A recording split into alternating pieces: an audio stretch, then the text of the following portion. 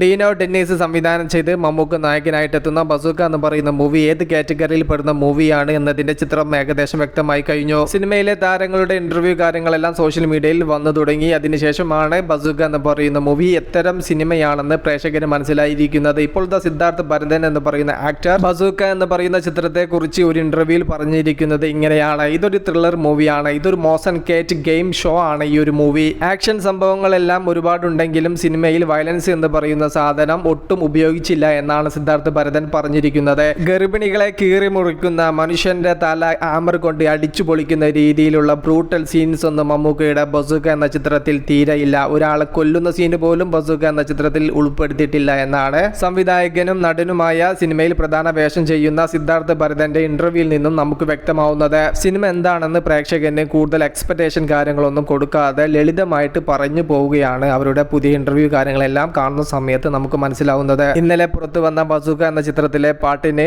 കുറച്ച് നെഗറ്റീവ് കാര്യങ്ങളെല്ലാം കാണാൻ സാധിച്ചിട്ടുണ്ടായിരുന്നു. എന്നാൽ അത് പ്രൊമോ സോങ് ആണ്. ആ ഒരു പാട്ട് ചിത്രത്തിൽ ഉണ്ടായിരിക്കില്ല എന്നാണ് അറിയാൻ സാധിച്ചിരിക്കുന്നത്. ബസൂക്കയ്ക്ക് ഇൻസൈഡിൽ നിന്നും തരക്കേടില്ലാത്ത റിപ്പോർട്ട് കാര്യങ്ങളെല്ലാം വരുന്നു. വിഷു കപ്പ് ബസൂക്ക എന്ന് പറയുന്ന മൂവി തൂക്കാനുള്ള എല്ലാവിധ സാധ്യതയും കാണുന്നുണ്ട്. ഇനി അവസാനമായിട്ട് ആദ്യ ഷോ കഴിഞ്ഞ് പ്രേക്ഷകൻ തന്നെ പറയണം ഈ ഒരു സിനിമ എന്താണെന്ന്. ആ ഒരു മൗത്ത് പബ്ലിസിറ്റിയുടെ അടിസ്ഥാനത്തിലാണ് ബസൂക്ക എന്ന ചിത്രത്തിന്റെ വിജയം തീരുമാനിക്കുന്നത്. ഇൻസൈഡ് റിപ്പോർട്ടും അതോടൊപ്പം തന്നെ സിനിമയിലെ താരങ്ങളുടെ ഇന്റർവ്യൂ കാര്യങ്ങളെല്ലാം കേൾക്കുന്ന സമയത്ത് സിനിമയ്ക്ക് പോസിറ്റീവ് റിപ്പോർട്ട് വരുമെന്ന് തന്നെയാണ് നാം പ്രതീക്ഷിക്കുന്നത്. വിഷു ചിത്രങ്ങളിൽ ആദ്യ ദിവസം തന്നെ നിങ്ങൾ കാണാൻ ഉദ്ദേശിക്കുന്ന സിനിമ ഏതാണ്? ജസ്റ്റ് ഒന്ന് കമന്റ് ആയിട്ട് രേഖപ്പെടുത്തുക. മൂവി പ്ലസ് മീഡിയ, ഞാൻ ജിനു ജിനാസ്. പുതുസായിട്ട് ആരെങ്കിലും നമ്മുടെ ചാനൽ കാണുന്നവരുണ്ടെങ്കിൽ സബ്സ്ക്രൈബ് ചെയ്യുക. Okay, by.